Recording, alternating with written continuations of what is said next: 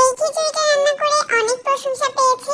Normally খিচুড়িটা আমি একটু মাখা মাখা করে রান্না করি, ডালের পরিমাণটা একটু বাড়িয়ে দিলে যে কোনো ধরনের খিচুড়ি খেতে কিন্তু বেশি মজা লাগে।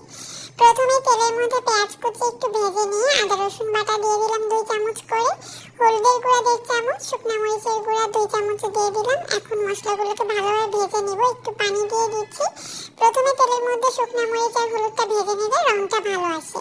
1 চামচ জিরার গুঁড়া, 1 চামচ ধনিয়ার গুঁড়া দিয়ে ভালো করে মশলাটাকে কষিয়ে নিয়ে এখানে আমি 1 কেজি পরিমাণে গরুর মাংস দিয়ে দিচ্ছি। এবার এই মাংসটাকে খুব ভালো করে কষিয়ে নিতে হবে যতক্ষণ না পর্যন্ত করে তেলটা ভেসে ওঠে। গোটা গরম মশলা আর তেজপাতা দিয়ে দিলাম। এখন দিয়ে দেবো স্বাদ মতো লবণ। তো আমি এখানে 2 চামচ পরিমাণে লবণ ব্যবহার করছি। পরবর্তীতে যখন চাল দেবো তখন আরও কিছুটা লবণ এখানে দিতে হবে। গরম পানি দিয়ে একদম মাংসটা ভালোভাবে সেদ্ধ হয়ে আসা পর্যন্ত অপেক্ষা করতে হবে। ঢাকনা দিয়ে প্রায় 15 মিনিটের জন্য আমি রেখে দিয়েছিলাম। অনেকটাই সেদ্ধ হয়ে এসেছে।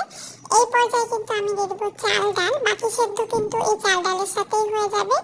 তো এখানে আছে 2 কাপ পরিমাণে চাল আর তার সাথে 2 কাপ পরিমাণে ডাল। মুগ ডালের পরিমাণটা একটু বেশি নিয়েছি, মসুর ডালটা একটু কম। মুগ ডালটা অবশ্যই ভেজে নেবেন। তো এখন আমি পানি দিয়ে দিলাম। 4 পটের জন্য আমি এখানে 6 পট পানি দিয়েছি। তো 6 পট পানি দেওয়ার পরে ভালোভাবে কিন্তু এটাকে ঢাকনা দিয়ে রেখে দিচ্ছি। ঢাকনা দিয়ে কিছুক্ষণের জন্য রেখেছি, 10 মিনিটের জন্য। তারপর আবার একটু নেড়ে মিশিয়ে দিচ্ছি। মেশানো হয়ে গেলে আমি এটাকে আরো 5 মিনিটের জন্য দমে রেখে দিয়েছিলাম। ব্যাস তৈরি হয়ে গেল মজাদার মাংস দিয়ে ভুনা খিচুড়ি। রান্না করে দেখতে পারেন কিন্তু।